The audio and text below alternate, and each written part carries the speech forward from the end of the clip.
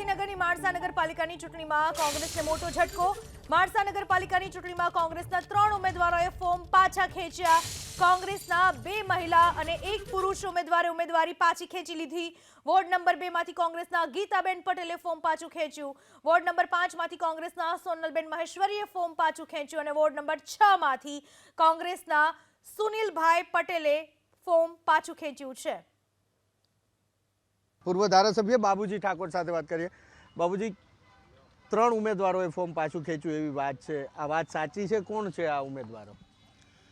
હાલ માણસાની અંદર ફોર્મ ભરાયા પછી અમે અમારા ઉમેદવારોને સાચવવા માટે એમની વ્યવસ્થા માટે સતત મહેનત કરી રહ્યા છે। તેમ છતાં ભારતીય જનતા પાર્ટી લોકશાહી વિરોધી, બંધારણ વિરોધી અને આ લોકશાહીનું ખૂન કરવા માટેની વિચારધારા ધરાવતી ભારતીય જનતા પાર્ટીના આગેવાનો, આ વિસ્તારના ધારાસભ્ય અને માજી ધારાસભ્ય જેવા લોકો, એમના તમામ આગેવાનો કોંગ્રેસના ઉમેદવારોની પાછળ લોભ, લાલચ, પ્રલોભનો, ડર અને ભયનું વાતાવરણ એમના માટે નિર્માણ કરીને વ્યક્તિગત કોન્ટેક્ટો કરીને અમારા 3 સભ્યોને ટોર્ચર કરી, સમજાવીને લોભ આપી, લાલચ આપી અને આર્થિક રીતે એમને વાત કરીને એમની સાથે કદાચ 3 ઉમેદવારો કોંગ્રેસના પાછું ખેંચવા ફોર્મ એવી વિગત અમને જાણવા મળી રહી છે।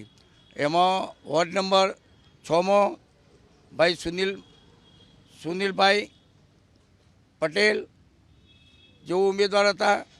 વોર્ડ નંબર 2માં ગીતાબેન નવનીતભાઈ પટેલ અને વોર્ડ નંબર 5માં સોનલબેન મહેશ્વરી, આ 3 ઉમેદવારોને કેન પ્રકારે સગાવાદ, સમાજવાદ અને બીજું બધું ટોર્ચિંગ થાય કરીને પણ એમના ફોર્મમાં ઘેર જઈને સહીઓ કરાવીને આ ઉમેદવારોને ફોર્મમાં સહીઓ કરાવીને મામલતદારમાં આપ્યા હોય માહિતી અમને મળી છે।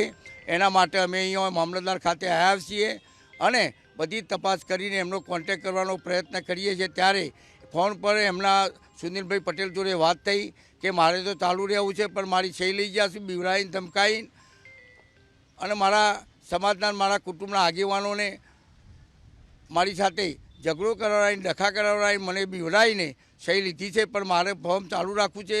એટલા માટે અમારા સંપર્કમાં આવ્યા છે અને અહીંયા આવવાની વાત કરી છે। ત્યારે જોઈએ છીએ હવે અમારી પાસે જે સમય છે એમાં કેટલું અમે અમારા સભ્યોને આ બાબતે સંરક્ષણ આપીને અને બચાવી શકીએ છીએ, એની અમને તમામ કોંગ્રેસના આગેવાનોને, માણસા ખાતેના અમારા સૌ આગેવાનો મળીને આ પ્રયત્નો મામલતદાર ખાતે અમે આ કામે બધા એકઠા થયા છીએ। અચ્છા બાબુજી, આ તો 3 ઉમેદવારોની વાત છે કે જે ફોર્મ ત્યાં પાછું ખેંચવા માટેની અરજી એણે આપી દીધી। બાકીના જે ઉમેદવારો છે એને કોઈ આવું ન કરે, ફોર્મ પાછું ન ખેંચે, એના માટે શું વ્યવસ્થા?